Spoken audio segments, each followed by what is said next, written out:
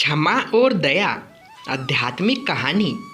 एक बार एक राजा घने जंगल में भटक जाता है, जहाँ उसको बहुत ही प्यास लगती है। इधर उधर हर जगह तलाश करने पर भी उसे कहीं पानी नहीं मिलता। प्यास से उसका गला सूखा जा रहा था। तभी उसकी नज़र एक वृक्ष पर पड़ी, जहाँ एक डाली से टप टप करती थोड़ी थोड़ी पानी की बूंद गिर रही थी।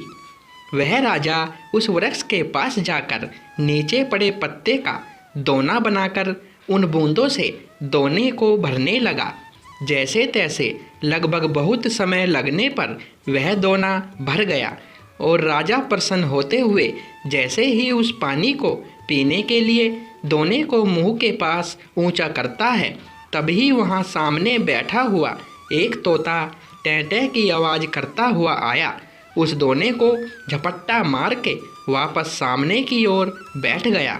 उस दोने का पूरा पानी नीचे गिर गया। राजा निराश हुआ कि बड़ी मुश्किल से पानी नसीब हुआ और वो भी इस पक्षी ने गिरा दिया। लेकिन अब क्या हो सकता है, ऐसा सोचकर वह वापस उस खाली दोने को भरने लगता है। काफ़ी मशक्क़त के बाद वह दोना फिर भर गया और राजा पुनः हर्षित होकर जैसे ही उस पानी को पीने दोने को उठाता, तो वही सामने बैठा तोता टें टें करता हुआ आया और दोने को झपट्टा मार के गिरा के वापस सामने बैठ गया। अब राजा हताशा के वशीभूत हो क्रोधित हो उठा कि मुझे ज़ोर से प्यास लगी है, मैं इतनी मेहनत से पानी इकट्ठा कर रहा हूँ और ये दुष्ट पक्षी मेरी सारी मेहनत को आकर गिरा देता है। अब मैं इसे नहीं छोड़ूंगा। अब ये जब वापस आएगा तो इसे ख़त्म कर दूंगा। इस प्रकार वह राजा अपने हाथ में चाबुक लेकर वापस उस दोने को भरने लगता है। काफ़ी समय बाद उस दोने में पानी भर जाता है।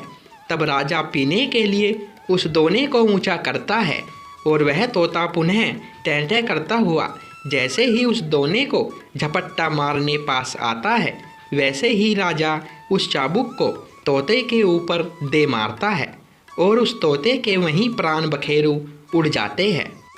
तब राजा सोचता है कि इस तोते से तो पीछा छूट गया, लेकिन ऐसे बूंद बूंद से कब वापस दोना भरूंगा और कब अपनी प्यास बुझा पाऊंगा। इसलिए जहाँ से ये पानी टपक रहा है वहीं जाकर झट से पानी भर लूं। ऐसा सोचकर वह राजा उस डाली के पास जाता है जहाँ से पानी टपक रहा था। वहाँ जाकर जब राजा देखता है तो उसके पाँव के नीचे की ज़मीन खिसक जाती है, क्योंकि उस डाली पर एक भयंकर अजगर सोया हुआ था और उस अजगर के मुंह से लार टपक रही थी। राजा जिसको पानी समझ रहा था, वह अजगर की जहरीली लार थी।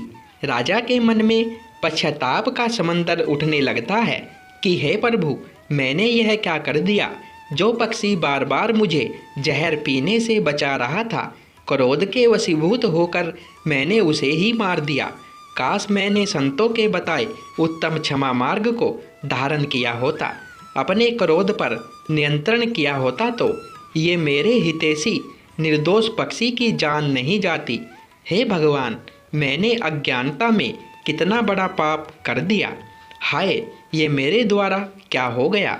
ऐसे घोर पश्चाताप से प्रेरित हो वह राजा दुखी हो उठता है। इसीलिए कहते हैं कि क्षमा और दया धारण करने वाला सच्चा वीर होता है।